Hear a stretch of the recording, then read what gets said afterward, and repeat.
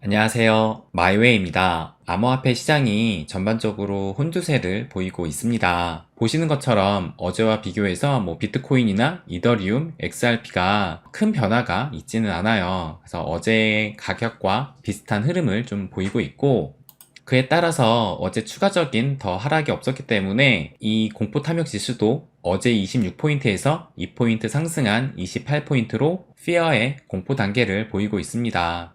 증시 같은 경우를 보면 어제 나스닥 같은 경우가 마이너스 1.87% 정도 좀 하락이 나왔어요. 그런데 이렇게 좀 하락이 나온 거에 비해서 비트코인 이 암호화폐 시장은 어느 정도 좀 선방을 했다고 보여집니다. 그래서 이제 내일 새벽 3시에 FOMC에서 금리가 결정이 됩니다. 우리가 오늘 밤을 자고 일어나면 내일 아침에는 모든 게 결정되어 있을 거예요. 그래서 내일 미 증시 장중에 금리가 결정이 되기 때문에 아마 금리 결정 후에 이 확실한 방향성을 좀 볼 수 있을 것 같습니다. 그래서 오늘은 이 인플레이션 해지에 대해서 좀 말씀을 드리려고 해요. 많은 사람들이 이 비트코인을 투자한 이유 중에 하나가 바로 인플레이션 해지 수단으로 생각을 하고 비트코인에 투자를 했습니다. 그 대표적인 인물로는 이 부자 아빠의 로버트 키요사키가 있잖아요. 달러는 쓰레기다라고 하면서 금이라든지 이런 비트코인을 모아가야 된다라고 계속 얘기를 하고 있어요. 그런데 여러분이 아시는 것처럼 지금 현재까지 비트코인이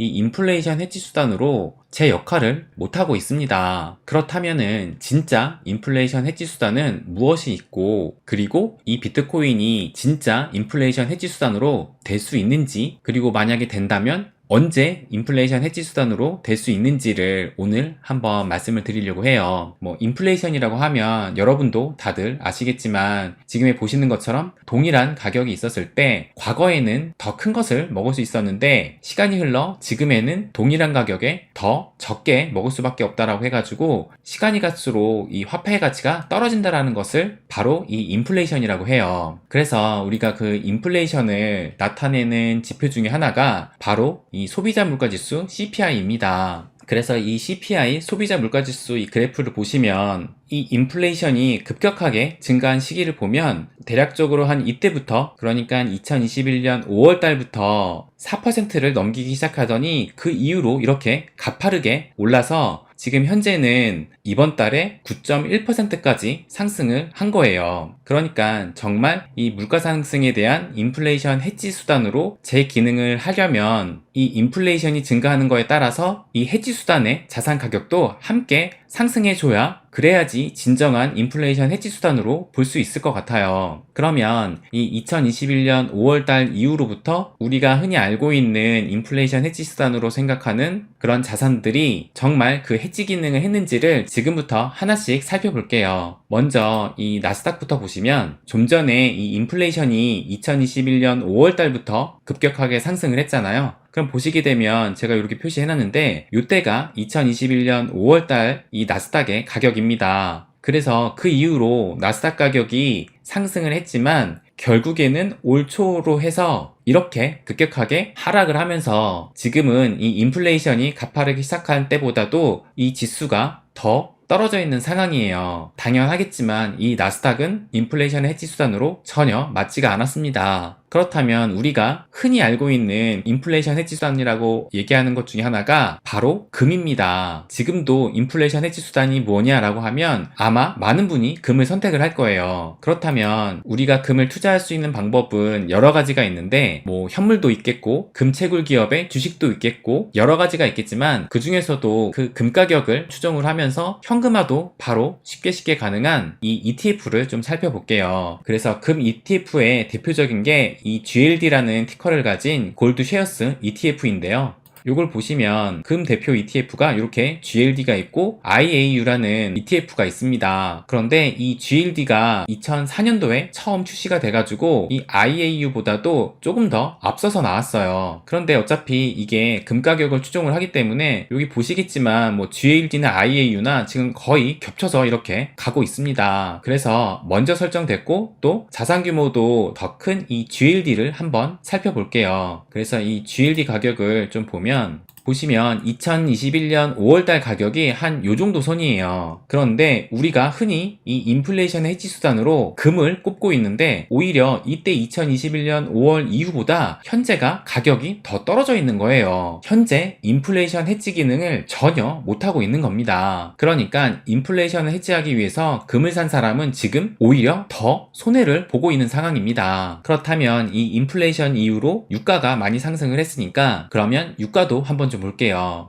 유가 같은 경우도 현금화가 쉬운 이 ETF로 좀 살펴보겠습니다. 유가도 뭐 원유 관련, 에너지 관련 ETF가 여러 개가 있는데 그 중에서도 이 티커가 NRGU라고 하는 요 마이크로 섹터 US 비고일 3배 레버리지 ETN을 한번 보겠습니다. 그럼 요게 티커가 NRGU인데 요 티커가 또 얼핏 보면 이게 너구리를 연상케 하잖아요. 그래서 우리나라 투자자들에게는 너구리 ETF라고 많이 알려진 이 ETF예요. 그래서 지금 보시면 이렇게 요 그림에 너구리가 나와 있는 겁니다. 그러면 이 너구리 ETF의 가격 움직임을 좀 보면 요건데 이때가 2021년 5월달인데 보시면 이때 이후로 이 CPI 지수가 급격하게 올라간 것처럼 이 원유 ETF의 가격도 이렇게 급격하게 올라갔습니다. 그런데 이렇게 잘 가다가 5월, 6월달 이후로 이렇게 또 급격하게 떨어졌어요. 그러니까 어떻게 보면 인플레이션 해지 수단으로 잘 기능을 하다가 뭐 정치적인 이슈도 있고 또 앞으로 경기 침체가 오면 수요가 줄어들 것이라는 그런 불안감 때문에 가격이 이렇게 급격하게 하락을 했습니다. 그런데도 이렇게 보시면 수익률은 꽤 커요. 보시면 이 그래프가 이렇게 급격하게 올랐다가 떨어져서 그렇지 그래도 2021년 5월달 이후로 해서 지금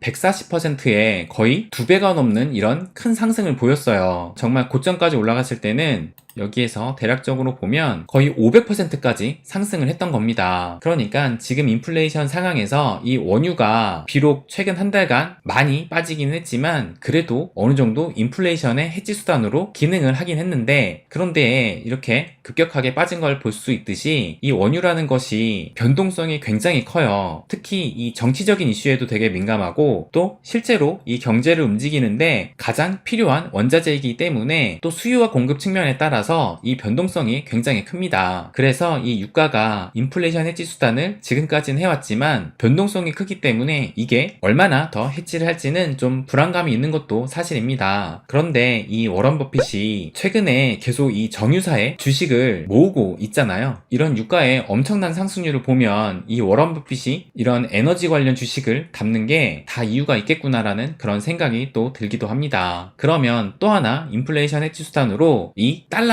한번 볼게요. 이 달러 하면 바로 이 달러 지수 혹은 달러 인덱스라고 하는 티커가 이 DXY라는 이것을 보면 돼요. 그래서 이 달러 지수 이 DXY에 대해서 간략하게 말씀을 드리면 이 달러 환율이라는 것은 이게 국가마다 서로 달라요. 그러니까 우리가 그냥 쉽게 원화로 생각을 하면 이 원화를 기준으로 보고 달러의 가치가 올랐다 내렸다를 판단할 수 있지만 이게 전체적인 외환 시장에서 살펴볼 때 만약에 오늘 이 달러가 유로화 대비해서 뭐 5% 상승을 했어요. 그런데 또 엔화 대비해서는 반대로 10% 하락을 했다고 하면 이게 서로 상승과 하락을 했기 때문에 진짜 이 달러의 가치가 상승을 한 건지 하락을 한 건지 이런 판단을 하기가 어려워요. 그렇기 때문에 이렇게 유로, 엔, 파운드, 캐나다 달러, 스웨덴의 크로나, 이 스위스의 스위스 프랑 이렇게 6개의 국가의 통화를 가중치를 두고 혼합을 해가지고 이 달러 인덱스를 만드는 겁니다. 그래서 보시면 유로는 57%, 뭐 엔화는 13%, 뭐 파운드는 11%, 스위스 프랑은 3% 해가지고 각 나라의 비중이 다른데 아무튼 이렇게 가중치를 둬서 매일매일의 달러 지수를 발표를 하면 이 평균적으로 달러의 가치가 상승했는지 하락했는지를 쉽게 파악을 할 수 있게 됩니다. 그래서 지금 달러가 뭐 강달러냐 뭐 약달러냐라고 할 때 우리 원화 환율을 기준으로 이렇게 얘기하기보다 DXY라는 달러 인덱스를 기준으로 해서 얘기를 하는 겁니다. 그러면 이 DXY도 이 가격 움직임을 한번 차트로 보겠습니다.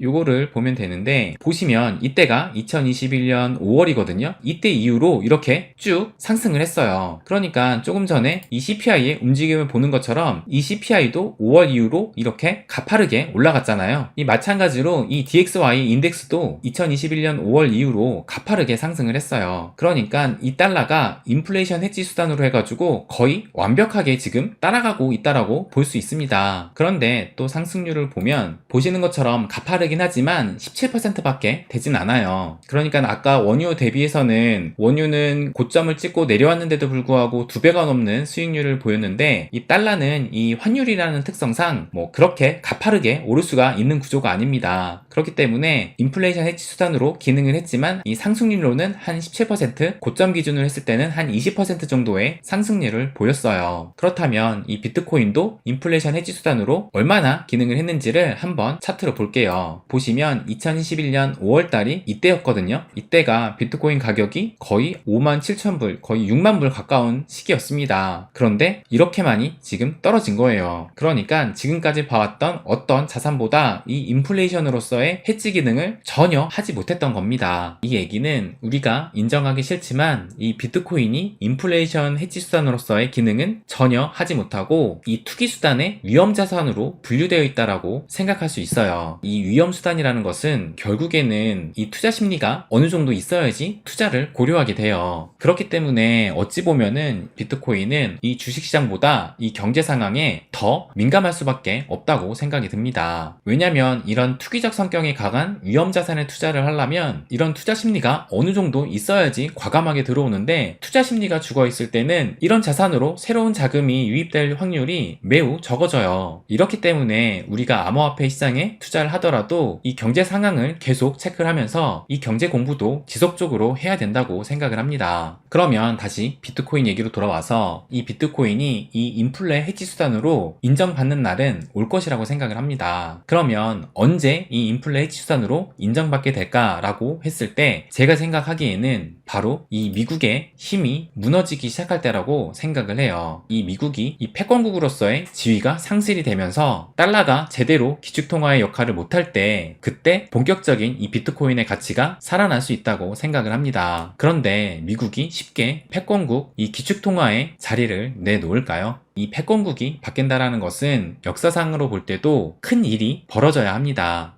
많은 분들이 이 미국과 중국의 이 패권 전쟁, 이 패권 다툼에 대해서 말씀을 하세요. 그러면서 일부 유튜버들도 이제 앞으로는 중국이 이 패권국이 되면서 달러는 무너지게 될 것이다 라고 말씀을 하시는데, 저는 아직까지는 그럴 가능성은 좀 낮다고 생각을 합니다. 중국이 패권을 가져간다는 의미는 이 자본주의와 민주주의가 정면으로 도전받았다라는 뜻이에요. 그 얘기는 우리가 지금까지 살고 있던 이 세상이 완전히 뒤바뀐다는 것인데, 조금 전에도 말씀드렸지만 이 역사적으로 세상이 바뀔 때는 전쟁이 함께 했습니다. 지금 미국이 전 세계 패권국으로 자리 잡게 된 계기는 2차 세계대전 이후예요. 근데 미국의 달러가 기축통화의 역할을 순순히 내려놓을까 라고 생각을 했을 때, 이 기축통화의 지위를 잃게 된다는 것은 패권국으로서의 지위도 함께 잃는 것입니다. 그 얘기는 미국이 그래, 이 달러의 가치가 떨어지니까 더 이상 이 달러를 기축통화로 생각하지 않을게 라고 이렇게 순순히 물러나는 게 아니라는 거예요.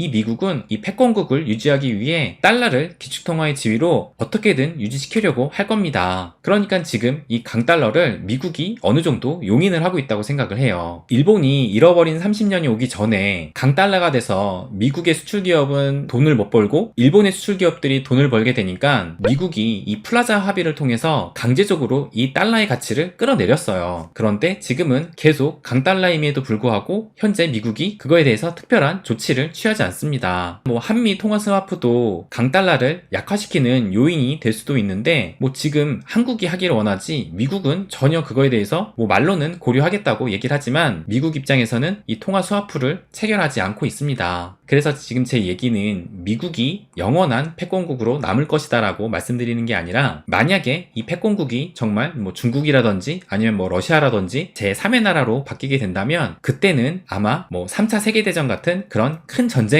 있을 것이라고 생각을 해요. 그렇기 때문에 이 미국이 패권국의 지위에서 내려온다라는 것은 그 가능성이 좀 희박하지 않나라고 생각이 들고, 만약 그 패권을 위해서 전쟁이 일어난다면 그때는 진짜 비트코인이 진정한 가치를 발휘할 것이라고 생각을 합니다. 그러니까 이번에 이 러시아 우크라이나 전쟁을 통해서 이 비트코인의 진짜 가치가 어느 정도 증명이 됐다고 저는 생각을 해요. 있어요. 올 초에 이 러우 전쟁이 시작이 됐을 때 우크라이나에서 했던 일이 바로 이 비트코인을 합법화한 것입니다. 그리고 이뿐만 아니라 코인으로 전쟁 자금되는 러시아와 우크라이나, 그러니까 제재 나서는 미국. 그래서 우크라이나는 전쟁 자금을 위해 비트코인으로 기부를 호소했고 실제로 엄청난 금액의 비트코인을 기부를 받아서 이 자금을 전쟁 자금으로 사용을 했어요. 그리고 또 러시아도 이 미국과 서방 국가들이 이 금융 제재를 하니까 이 암호화폐 거래를 활성화하기도 했습니다. 그래서 또 이 기사를 보면 러시아 우크라이나 전쟁으로 암호화폐 시대 앞당기나 라고 해서 올해 4월 달에 기사가 나왔어요. 그래서 전쟁이 터지자 러시아 우크라이나 모두 암호화폐가 급부상을 했다. 그러면서 이 달러 패권에 균열이 오나 라고 이렇게 기사가 나왔던 건데, 그런데 결국에는 이 이후로도 비트코인 가격은 더 많이 떨어지고 오히려 급격하게 이 달러 지수가 상승을 했어요. 이 얘기는 결국엔 이 미국이 패권 국가로서의 지위를 활용해서 이 기축통화인 달러가 제 힘을 제대로 발휘를 했다라고 생각이 듭니다. 그래서 결론을 말씀드리면 이 비트코인이 인플레 해지 수단으로 제 기능을 온전히 하는 그때는 미국의 힘이 약해지는 이 패권 국가로서의 지위가 좀 상실되는 그때다라고 저는 생각을 합니다. 그러니까 그날이 언제 올지는 몰라요. 또 미국이 쉽게 무너지려고 하지 않을 거기 때문에 만약에 그런 일이 발생하려고 한다면 미국은 어떤 이유를 들어서라도 전쟁을 치러서 이 패권을 계속 유지하려고 할 겁니다. 그래서 개인적으로는 적어도 제 자신과 제 자식들이 살아있을 동안에는 이런 큰 전쟁이 일어나지 않기를 바라기 때문에 이 패권 국가가 바뀌는 날이 없었으면 좋겠다라는 생각이 들어요. 그러면 마지막 결론으로, 그럼 비트코인이 이 인플레이션 해지 수단으로 제 기능을 발휘할 때는 미국이 무너질 때인데, 그러면 우리가 지금 이 암호화폐를 투자하는 게 맞는가를 봤을 때 저는 이 암호화폐 시대는 분명하게 온다고 생각을 합니다. 이 화폐의 역사를 볼 때 이 본격적인 이 화폐가 제대로 기능을 하면서 이제 지폐도 나오고 했던 그 시기가 이 1694년에 영국의 중앙은행 이 영란은행에서 발행한 이 잉글랜드 은행권이 이 현대 지폐 시초라고 해요. 그러니까 1694년 이후로 이 본격적인 화폐 시대가 온 거니까 그 이후로 지금 300년이 넘게 흘렀어요. 그런데 이 암호화폐는 이 화폐와 버금가는 이런 교환 수단이라고 저는 생각을 합니다. 그래서 본격적인 화폐 시대가 도래된 지 지금 300년이 지난 것처럼 이 암호화폐도 지금부터 앞으로 몇백 년간 지속이 되면서 지금이야 이렇게 뭔가 투기스러운 수단으로 보이지만 시간이 10년, 20년, 몇백 년 흐를수록 당연히 받아들이는 시대가 올 것이라고 생각을 합니다. 우리는 그 앞으로 올 몇백 년 중에 이제 이 시작점에 서 있는 것이라고 생각을 합니다. 그래서 이 암호화폐의 가치는 시간이 갈수록 커질 것이라는 것이 저의 생각이고 오늘 영상의 진짜 결론입니다. 네, 얘기하다 보니까 좀 많이 길어졌는데요. 아무튼 이 암호화폐 시대는 분명히 올 것입니다. 네, 그럼 오늘은 여기까지 하겠습니다. 항상 제 이야기 끝까지 들어주셔서 감사드립니다. 부자가 되는 길, 마이웨이.